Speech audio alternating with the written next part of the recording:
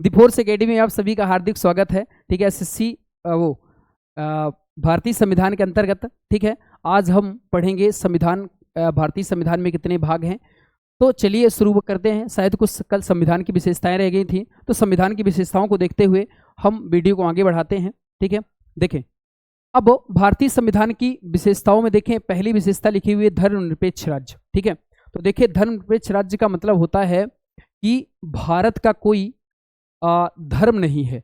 भारतीय संविधान जो है सभी धर्मों का सम्मान करता है। ठीक है, भारत के लिए सभी धर्मों के लोग बराबर हैं, चाहे वो हिंदू हो, चाहे मुस्लिम, सिख, ईसाई, बौद्ध, जैन, पारसी। हमारे लिए सारे धर्मों के लोग बराबर हैं, क्योंकि भारतीय संविधान में भारत को एक धर्मनिरपेक्ष राष्ट्र घोषित किया गया है। तो यही लिखा हुआ है। देखें, धर्मनिरपेक्ष राष्ट्र का मतलब हाँ, संविधान में धर्मनिरपेक्ष राज्य की अवधारणा प्रस्तुत की गई है। धर्मनिरपेक्ष से तात्पर्य है कि राज्य का कोई धर्म नहीं है। याद रखें, भारतीय संविधान में भारत को राज्य कहा गया है। राज्य से आशय आर्टिकल 12 जो है, आर्टिकल 12 में राज्य शब्द की परिभाषा बताई गई है, और राज्य शब्द से आशय केंद्र सरकार या संसद। राज्य शब्द क्या होता है भाई? राज्य शब्द केंद्र सरकार या संसद से है। राज्य सरकार या राज्य विधानमंडल से है। राज्य सरकार ले लो। ठीक है, राज्य सरकार या राज्य विधानमंडल से है। राज्य विधानमंडल से है। यहीं पर राज्य शब्द से आशय स्थानीय प्राधिकारी से है, लोकल अथॉरिटी, स्थानीय प्राधिकारी, जिसके अंतर्गत नगर पालिकाएं, नगर निगम, नगर पंचायत आ जाती हैं। और राज्य शब्द से आशय अन्य प्राधिकारी से है, जो अदर अथॉरिटी बस जाती हैं, अन्य प्राधिकारी। ठीक है, अर्थात राज्य शब्द के अंतर्गत संपूर्ण भारत आता है। ठीक है, तो राज्य शब्द का मतलब ये ना समझना कि मध्य प्रदेश वाले पढ़ें तो कहें मध्य प्रदेश राज्य, उत्तर प्रदेश वाले कहें उत्तर प्रदेश राज्य। राज्य शब्द से आशय, तो राज्य शब्द की परिभाषा आर्टिकल 12 में बताई गई है। राज्य शब्द से आशय केंद्र सरकार और संसद से है। राज्य सरकार और राज्य विधानमंडल से है। स्थानीय प्राधिकारी यानी लोकल अथॉरिटी, स्थानीय प्राधिकारी के अंतर्गत नगर पंचायतें, नगर पालिकाएं, नगर निगम आ जाती हैं। और अन्य प्राधिकारी में जो अदर अथॉरिटी में जो बची हुई छोटी छोटी संस्थाएं हैं वो आ जाती हैं। अर्थात राज्य शब्द के अंतर्गत संपूर्ण भारत आता है। तो याद रखो कि भारत कहीं पर भी आपको भारतीय संविधान में राष्ट्र नहीं लिखा मिलेगा, राज्य लिखा मिलेगा। और राज्य शब्द से आशय पूरे भारत से है।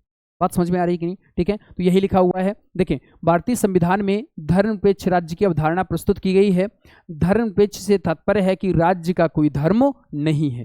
ठीक है, अर्थात भारत का कोई धर्म नहीं है। भारत के लिए सारे धर्मों के लोग क्या हैं? बराबर। ठीक है, राज्य की दृष्टि से सभी धर्म समान होंगे, अतः धर्मनिरपेक्ष राज्य किसी धर्म का विरोध नहीं करता है और ना ही धर्म के प्रति उदासीन होता है, बल्कि धार्मिक मामलों में तटस्थता की नीति अपनाता है। मतलब धार्मिक मामलों में तटस्थता का मतलब है किसी भी पक्ष में नहीं जाएगा। यदि हिंदू वाले और मुस्लिम आपस में विरोध कर रहे हैं तो धर्म के आधार पर भारतीय संविधान झुकेगा नहीं, दोनों के बीच में तटस्थ रूप से काम करेगा, ना इसकी तरफ रहेगा और ना इसकी तरफ रहेगा, दोनों के बीच में जो सही होगा उसकी तरफ जाएगा। इसलिए लिखा है कि दोनों मामलों में क्या होता है? तटस्थता की नीति अपनाता है। मतलब आपका आसपास होगा, किसी भी धर्म का प्रचार प्रसार नहीं करेगा, सारे धर्म के लोग बराबर हैं। यही है धर्मनिरपेक्ष का अर्थ।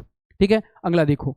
अब इसमें लिखा है भारत के संविधान में 42वां संविधान संशोधन अधिनियम 1976 के द्वारा प्रस्तावना में धर्मनिरपेक्ष के स्थान पर पंथ निरपेक्ष शब्द को जोड़ा गया है। ठीक है, देखें भारतीय संविधान में, ठीक है, जो प्रियम्बल है प्रस्तावना में, ठीक है, तो प्रस्तावना में आपका पहले धर्मनिरपेक्ष के स्थान पर क्या जोड़ा गया है? याद रखो कि भारतीय संविधान में कहीं पर भी धर्मनिरपेक्ष आपका धर्मनिरपेक्ष नहीं लिखा हुआ है। ठीक है, धर्मनिरपेक्ष के स्थान पर पंथ निरपेक्ष शब्द को जोड़ा गया है, जिसका तात्पर्य है कि संविधान किसी भी पंथ, जाति या संप्रदाय के आधार पर किसी भी साथ भेदभाव नहीं करेगा। ठीक है, तो याद रखें भारतीय संविधान में प्रस्तावना में धर्मनिरपेक्ष नहीं लिखा हुआ, क्या लिखा हुआ है? पंथ निरपेक्ष लिखा हुआ है। अर्थात सभी धर्मों के लोग क्या हैं? सभी पंथ के, सभी जाति के, सभी संप्रदाय के लोग क्या हैं? बराबर हैं, किसी के साथ कोई भेदभाव नहीं होगा। तो प्रश्न आएगा, देखो एक बात और, संविधान की प्रस्तावना में केवल एक बार संशोधन किया गया है और वो संशोधन था 42वां संविधान संशोधन अधिनियम 1976। ठीक है, जिसके अंतर्गत 3 शब्द जोड़े गए थे। पहला समाजवादी, दूसरा पंथ निरपेक्ष, दूसरा शब्द जोड़ा गया था पंथ निरपेक्ष, और तीसरा जो शब्द है वो जोड़ा गया था राष्ट्र की अखंडता। राष्ट्र की अखंडता। तो प्रश्न पूछा जाता है कि संविधान की प्रस्तावना में कितने बार संशोधन किया जा चुका है, तो केवल एक बार संशोधन हुआ है, और वो कौन सा संविधान संशोधन था, 42वां संविधान संशोधन अधिनियम 1976, जिसके तहत हमने 3 शब्द जोड़े थे, समाजवादी, पंथनिरपेक्ष और राष्ट्र की अखंडता। तो देखें, तो याद रखो भारतीय संविधान में कहीं पर भी धर्मनिरपेक्ष नहीं लिखा हुआ है। संविधान की प्रस्तावना आप पढ़ेंगे तो वहां पर क्या लिखा हुआ है, पंथनिरपेक्ष लिखा हुआ है। याद रखें, धर्मनिरपेक्ष या पंथनिरपेक्ष का अर्थ सेम होता है, लेकिन प्रश्न आता है कई बार कि संविधान की प्रस्तावना में कौन सा शब्द नहीं लिखा हुआ है, तो याद रखिए धर्मनिरपेक्ष नहीं लिखा हुआ है, उसके स्थान पर क्या लिखा हुआ है, पंथनिरपेक्ष। और ये पहले पंथनिरपेक्ष नहीं लिखा था, हमने जोड़ा है कब, 42वां संविधान संशोधन अधिनियम 1976 के तहत हमने 3 शब्द जोड़े थे, समाजवादी, पंथनिरपेक्ष और राष्ट्र की अखंडता। ठीक है, तो ये बातें आपको समझ में आनी चाहिए। ठीक है, प्रस्तावना में कितनी बार संशोधन हुआ है। अगला देखें, ये बहुत महत्वपूर्ण है, सार्वभौमिक वयस्क मताधिकार। सार्वभौमिक वयस्क मताधिकार का मतलब है कि वोट देने की आयु। तो भारतीय संविधान में पहले आपका शुरुआती समय में याद रखो कि वोट देने की आयु पहले कितनी थी भाई, 21 वर्ष। 21 वर्ष से घटा करके हमने वोट देने की आयु कितनी कर दी है, 18 वर्ष कर दी है। तो प्रश्न आता है कई बार कि संविधान में कि वोट देने की जो आयु है यानी वयस्क मताधिकार का अधिकार जो है 21 वर्ष से घटाकर 18 वर्ष कर दिया गया है, वो कौन सा संविधान संशोधन है, तो वो है 61वां संविधान संशोधन अधिनियम 1988। ये बहुत महत्वपूर्ण है, एग्जाम में पूछा जाता है कि भारतीय संविधान में वोट देने की आयु 21 वर्ष से घटा करके 18 वर्ष कर दी गई है, वो कौन सा संविधान संशोधन है, तो ये है 61वां संविधान संशोधन अधिनियम, और जो कब किया गया था 1988। इसे ही कहा जाता है सार्वभौमिक वयस्क मताधिकार, मतलब वोट देने की आयु। तो प्रश्न याद रखें इसको कि 61वां संविधान संशोधन अधिनियम 1988 के तहत हमने वोट देने की जो आयु है वो 21 वर्ष से घटाकर के कितने वर्ष कर दी है, 18 वर्ष कर दी है। ठीक है कि नहीं। अगली जो बात है देखें, अगली जो विशेषताओं के अंतर्गत है तीसरा, एकल नागरिकता। तो याद रखो भारतीय संविधान में एकल नागरिकता है, हम लोग केवल और केवल भारत के नागरिक हो सकते हैं, मतलब हम लोगों को केवल देश की नागरिकता प्राप्त होती है, राज्य की नागरिकता प्राप्त नहीं होती है, क्योंकि भारत भारत में कैसी नागरिकता है, सिंगल सिटीजनशिप है, एकल नागरिकता है। हमारे देश के नागरिकों को केवल और केवल देश की नागरिकता प्राप्त होती है, स्टेट या राज्य संबंधी कोई नागरिकता प्राप्त नहीं होती है। और जो एकल नागरिकता का हमने प्रावधान है ये हमने कहाँ से लिया है, ब्रिटेन से लिया है। एकल नागरिकता का प्रावधान कहाँ से लिया, हमने ब्रिटेन से लिया है। तो ये बातें भी याद रखें कि हमारे देश में कैसी नागरिकता है, सिंगल सिटीजनशिप है, एकल नागरिकता है। हमारे देश में केवल भारत की नागरिकता प्राप्त होती है, स्टेट या राज्य संबंधी कोई नागरिकता प्राप्त नहीं होती है। ठीक है, और हमने नागरिकता का जो प्रावधान है किस देश से लिया है, ब्रिटेन से लिया है। तो यही लिखा हुआ है, देखें भारत के संविधान में सभी नागरिकों को भारत के लिए एकल नागरिकता की व्यवस्था करता है। इसके विपरीत याद रखो अमेरिका में जो है ये दोहरी नागरिकता है। अमेरिका में कैसी नागरिकता है भाई, दोहरी नागरिकता है। अमेरिका में आपका देश की भी नागरिकता प्राप्त होती है और स्टेट यानी राज्य की भी नागरिकता प्राप्त होती है। ठीक है, लेकिन भारत में कैसी नागरिकता है, सिंगल सिटीजनशिप है, एकल नागरिकता है। ठीक है, यही लिखा है अमेरिका में व्यक्ति के पास 2 नागरिकताएं प्राप्त होती हैं, एक राष्ट्र की व दूसरी राज्य की, एक राष्ट्र की व दूसरी राज्य की। जबकि भारत में कैसी नागरिकता है, एकल नागरिकता, हम लोगों को राज्य यानी स्टेट की कोई नागरिकता प्राप्त नहीं होती है। यह भी संविधान की एक विशेषता है। अगला देखें, स्वतंत्र निकाय। ठीक है, अब स्वतंत्र निकाय का मतलब क्या है, भारतीय संविधान में कुछ ऐसी संस्थाएं हैं जिनको हमने स्वतंत्र छोड़ रखा है। स्वतंत्र निकाय क्यों रखा गया है, क्योंकि उनके ऊपर कोई दबाव न रहे, निर्णय देते वक्त पारदर्शिता बनी रहे, और पारदर्शिता को देखते हुए भारतीय संविधान में ने बहुत सारी संस्थाओं को स्वतंत्र रूप से छोड़ रखा है। तो देखिए स्वतंत्र निकाय में क्या क्या है, तो भारत के लोकतांत्रिक प्रणाली को मजबूत करने हेतु संविधान में कुछ स्वतंत्र निकायों की व्यवस्था की गई है। उदाहरण के लिए जैसे इलेक्शन कमीशन, चुनाव आयोग। ठीक है, आर्टिकल 324 से आर्टिकल 329, आर्टिकल 324 से लेकर के आर्टिकल 329 तक आपका इलेक्शन कमीशन यानी चुनाव आयोग के बारे में बताया गया है। तो चुनाव आयोग एक स्वतंत्र संस्था है, क्यों, क्योंकि यदि चुनाव आयोग के ऊपर दबाव बनाएंगे तो भारत में चुनाव निष्पक्ष तरीके से नहीं हो पाएंगे। इस वजह से हमने चुनाव आयोग को स्वतंत्र संस्था बनाए रखा है।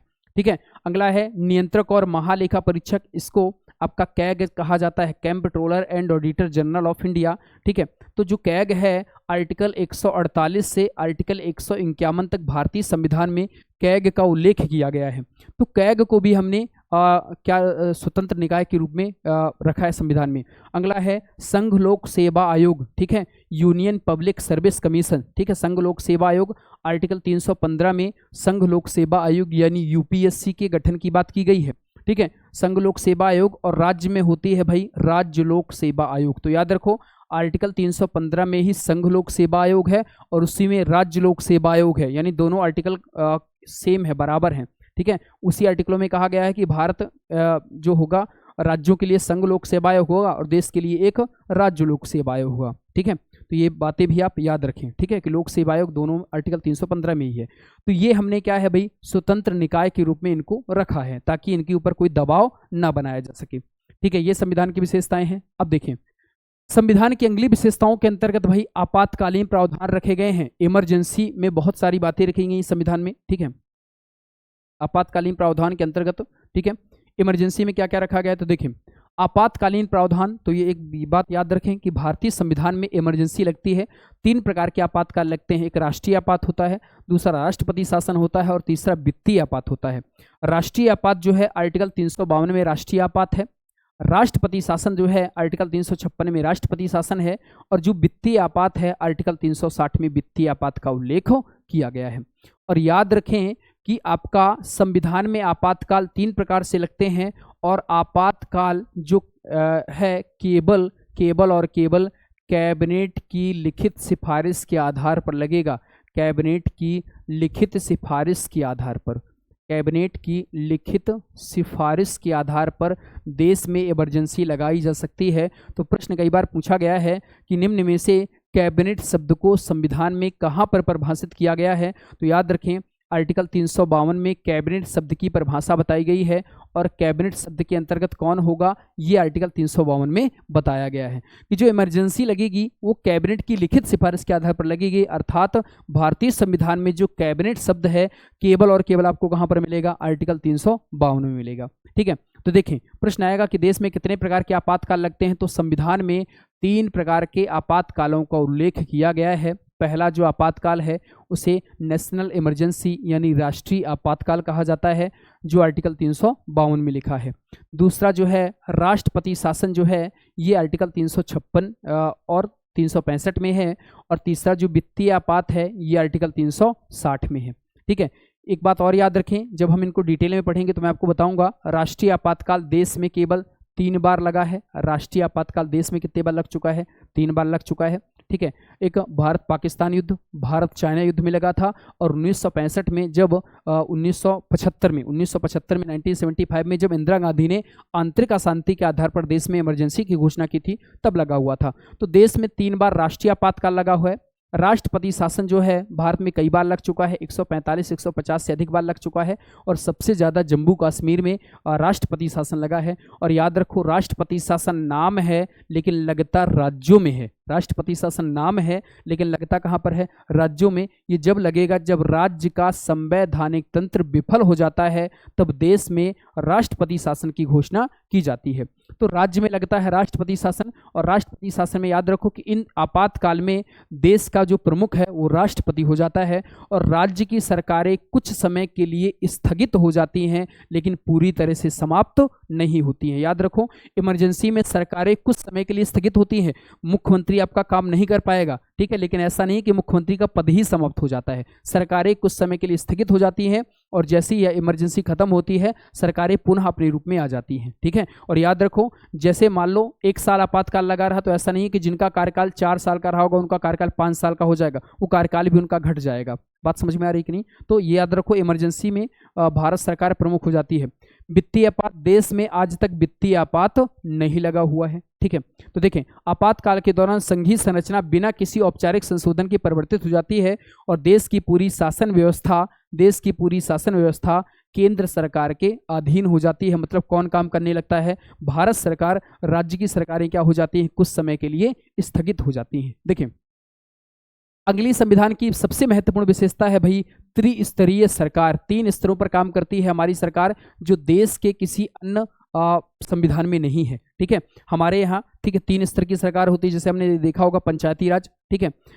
केंद्र स्तर पर अलग अलग होते हैं, ठीक है। तो देखें आगे पंचायती राज में क्या लिखा है, याद रखो ये 73वां संविधान संशोधन और 74वां संविधान संशोधन। जो 73वां संविधान संशोधन है इसमें आपका ग्राम पंचायतों के बारे में बताया गया है, ग्राम पंचायतों के बारे में उल्लेख करती है 73वां संविधान संशोधन। और जो 74वां संविधान संशोधन है ये नगर पालिका या नगर पंचायत के बारे में उल्लेख करता है।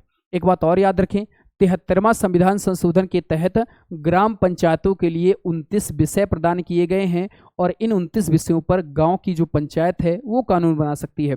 जबकि 74वां संविधान संशोधन के तहत आपका क्या है, नगर पंचायतों को 18 विषय प्रदान किए गए हैं। तो प्रश्न एग्जाम में आता है कि 73वां संविधान संशोधन में क्या है, तो ग्राम पंचायतें हैं और ग्राम पंचायतों को कितने विषय दिए गए हैं, 29 विषय दिए गए हैं कानून बनाने के लिए। मतलब गांव की जो पंचायत है वो 29 विषयों पर कानून बना सकती है। और कौन सा संविधान संशोधन है, वो 73वां संविधान संशोधन है। जबकि 74वां संविधान संशोधन किससे संबंधित है, नगर पालिका या नगर पंचायत से संबंधित है। और नगर पंचायतों को कानून बनाने के लिए कितने विषय दिए गए हैं, 18 विषय दिए गए हैं, ठीक है। तो त्रिस्तरीय पंचायत में देखें लिखा हुआ है कि 73वां और 74वां संविधान संशोधन, याद रखो ये जो है 1992 में दोनों आए हैं, लेकिन इनकी अगर पास करने की बात आए कि ये पास कब हुए हैं, तो दोनों के दोनों 1993 में पारित हुए हैं। याद रखो 73वां संविधान संशोधन और 74वां संविधान संशोधन आए कब थे, 1992 में आए थे, लेकिन पास कब हुए थे, ये इनको पारित किया गया था 1993 में, ठीक है। तो यही लिखा है कि माध्यम से देश में 3 स्तरीय सरकार का प्रावधान किया गया है जो विश्व के किसी भी संविधान में नहीं है, ठीक है। 73वें संवैधानिक संशोधन 1992 के अंतर्गत भारतीय संविधान में एक नए भाग, कौन सा भाग जोड़ा गया था भाई, भाग 9। 73वां संविधान संशोधन के तहत कौन सा भाग जोड़ा गया है, भाग 9 जोड़ा गया है। और एक नई अनुसूची, आपका कौन सी अनुसूची जोड़ी गई है, 11वीं अनुसूची जोड़ी गई है। और क्या प्रदान किया गया है, पंचायतों को मान्यता प्रदान की गई है। पंचायतों को क्या प्रदान की गई है, मान्यता। तो प्रश्न आएगा कि कौन ग्राम पंचायतों को मान्यता कौन से भाग में दी गई है, तो 9वां भाग है वो। और अनुसूची का नंबर कौन सा है, 11वां है। और इसमें क्या बताया गया है, पंचायतों को मान्यता दी गई है, कितने विषय दिए गए हैं, 29 विषय दिए गए हैं, ठीक है कि नहीं। हाँ, तो त्रिस्तरीय पंचायत है ये, ठीक है। अगला क्या है, देखें इसी प्रकार 74वें संविधान संशोधन 1992 के माध्यम से भारतीय संविधान में एक नया भाग, उसमें 9 था, इसमें क्या है भाई, 9 का है। और एक नई अनुसूची, उसमें 11 नंबर की अनुसूची थी, और इसमें कौन सी नंबर की अनुसूची है, 12वीं अनुसूची जोड़ी गई है। और नगर पालिकाओं को मान्यता दी गई है। और मैंने आपको बताया है कि नगर पालिकाओं के लिए कितने विषय दिए गए हैं, 18। तो याद रखो कि ग्राम पंचायतों के लिए 73वां संविधान संशोधन है, नगर पंचायतों के लिए 74वां संविधान संशोधन है। ग्राम पंचायतों को 9 का के अंतर्गत रखा गया है, और इसको 9 के अंतर्गत रखा गया है, इसको 9 का के अंतर्गत रखा गया है। ग्राम पंचायतों के लिए 11वीं अनुसूची है, जबकि नगर पंचायतों के लिए 12वीं अनुसूची है, ठीक है। तो ये बातें भी आप याद रखें, ठीक है। तो ये है संविधान की विशेषताएं, ठीक है। अब संविधान की विशेषताओं में अगली जो विशेषता है ये है सहकारी समितियां, ये बहुत महत्वपूर्ण है, ठीक है। भारतीय संविधान में आपका सहकारी समितियों को भी मान्यता दी गई है, जो सोसाइटी कहलाती हैं। अब देखें सहकारी समितियां, तो पहला प्रश्न यही पूछा जाएगा कि कौन से संविधान संशोधन के तहत सहकारी समितियों को मान्यता प्रदान की गई है। तो आप याद रखो 97वां संविधान संशोधन है जो 2011 में हुआ है, और इसके तहत क्या हुआ है, सहकारी समितियों को संवैधानिक दर्जा और संरक्षण दिया गया है, ठीक है। तो पहली बात तो यही है कि सहकारी समितियां कौन से संविधान संशोधन के द्वारा जोड़ी गई हैं, तो 97वां संविधान संशोधन के द्वारा जोड़ी गई हैं। कब हुआ था ये, 2011 में हुआ था। और इनमें क्या हुआ है, संवैधानिक दर्जा इनको प्रदान किया गया है। इस संशोधन के द्वारा सहकारी समितियों को बनाने के लिए मौलिक अधिकार, देखिए सहकारी समितियों बनाने के लिए हमने मौलिक अधिकार में कौन सा भाग, आर्टिकल 19 के अंतर्गत रखा गया। सहकारी समितियां यदि बनाना है तो कौन सा अनुच्छेद है आपका, आर्टिकल 19, ठीक है। अब और राज्य के नीति निर्देशक तत्व यानी सहकारी समितियों के लिए डीपीएसपी में भी स्थान दिया गया है। डीपीएसपी का कौन सा आर्टिकल है, आर्टिकल 43 खा, जो सहकारी समितियों की बात करता है, ठीक है। और संविधान में एक नया भाग 9 खा जोड़ा गया है, जो सहकारी समितियों में 243 या जा से 243 या ना तक जोड़ा गया है। मतलब अगर मैं कहना चाहूँ तो सहकारी समितियों को आप याद रखें कि ये जो है 97वां संविधान संशोधन अधिनियम 2011 के तहत जोड़ी गई हैं। इनको याद रखो, इनको मौलिक अधिकार यानी भाग 3 में भी रखा गया है। तो भाग 3 यानी मौलिक अधिकारों में आर्टिकल 19 में स्थान दिया गया है यदि आपको सहकारी समितियां बनानी है, ठीक है। और इसी तरह भाग 4 का, जिसे डीपीएसपी कहा जाता है, तो डीपीएसपी में आर्टिकल 43 खा इनको बनाने की बात कहता है। और यदि आप भाग में देखना चाहें तो भाग 9 खा में इनको स्थान दिया गया है। कहाँ से? 243 या जा से 243 या ना तक, ठीक है। तो सहकारी समितियों के लिए ये 4 बात याद रखें कि 97वां संविधान संशोधन 2011, भाग 3 में आर्टिकल 19 में स्थान दिया गया है, भाग 4 में आर्टिकल 43 खा में स्थान दिया गया है, और भाग 9 खा में आपका आर्टिकल 243 से 243 या ना तक बात की गई है, ठीक है। हाँ, तो ये अब बात याद रखें, ये किसके लिए है? सहकारी समितियां यानी सोसाइटियों के लिए बातें हैं, ठीक है। अब देखें, अब हमारा सबसे महत्वपूर्ण चैप्टर चल रहा है जिसका नाम है संविधान की अनुसूचियां। यहाँ से 100% एग्जाम में प्रश्न आते हैं, ठीक। संविधान की अनुसूचियां, पहली बात, संविधान की अनुसूचियों में कौन कौन सी अनुसूची है, कौन सी अनुसूची में किस बात का उल्लेख किया गया है, ये सारे प्रश्न महत्वपूर्ण आते हैं। तो देखें, स्लाइडों के पहले मैं आपको समझाने का प्रयास करता हूं, ठीक है। देखो, अब इनको समझने के लिए याद रखो, जो अनुसूचियों में पहली जो बात है, तो शुरुआती संविधान में जब हमने बनाया था तो शुरुआती संविधान में 8 अनुसूचियां थी। वर्तमान की स्थिति देखी जाए तो वर्तमान में कितनी अनुसूचियां हो गई हैं? 12। शुरुआती संविधान में 8 अनुसूचियां थी, लेकिन प्रश्न आएगा कि जब हमने संविधान का निर्माण किया था, यानी संविधान निर्माण के समय कितनी अनुसूचियां थी? तो 8 थी। वर्तमान में कितनी अनुसूचियां हो गई हैं? तो वर्तमान में 12 अनुसूचियां हो गई हैं। एक एग्जाम में प्रश्न आया था कि संविधान के अंत में कितनी अनुसूचियां जोड़ी गई हैं, और ऑप्शन में उसने दिया था 4, 8, 12 और 16, ठीक है।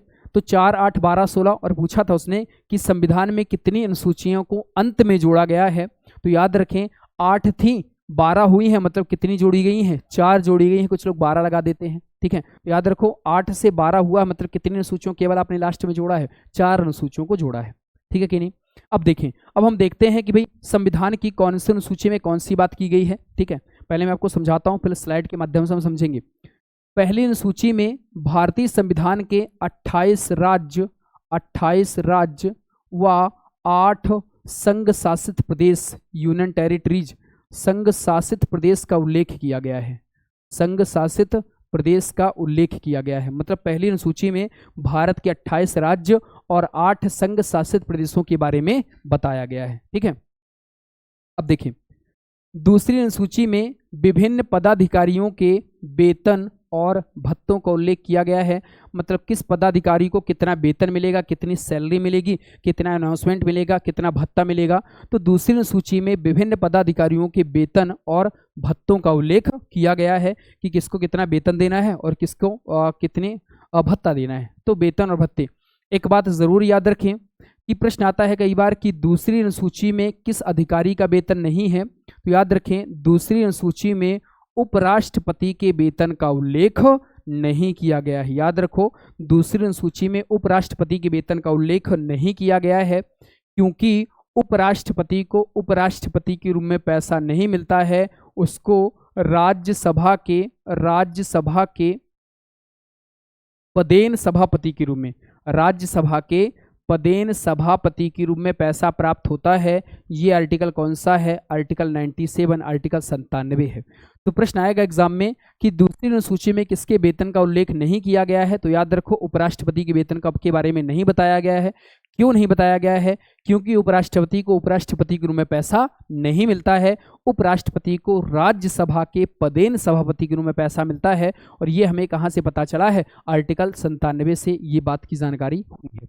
क्लियर है कि नहीं? हाँ। अब इसी तरह दूसरी अनुसूची के बाद आता ही है तीसरी अनुसूची। तो तीसरी अनुसूची में विभिन्न पदाधिकारियों की शपथ यानी ओथ के बारे में बताया गया है कि कौन सा पदाधिकारी कैसे शपथ लेगा, किसके सामने शपथ लेगा। मतलब तीसरी अनुसूची में विभिन्न पदाधिकारियों की शपथ के बारे में जानकारी दी गई है, ठीक है, कि किसके सामने शपथ ली जाएगी, क्या शपथ ली जाएगी, ठीक है कि नहीं। तो पहली में 28 राज्य व 8 संघ शासित प्रदेश हैं, दूसरे में विभिन्न पदाधिकारियों के वेतन और भत्ते हैं, और तीसरी में शपथ की बात की गई है, ठीक है। इसी तरह देखें, अब तीसरी के बाद चौथी अनुसूची आती है। तो चौथी अनुसूची में राज्यसभा सदस्यों के प्रतिनिधित्व की बात की गई है, राज्यसभा सदस्यों के प्रतिनिधित्व की बात की गई है, प्रतिनिधित्व की बात की गई है।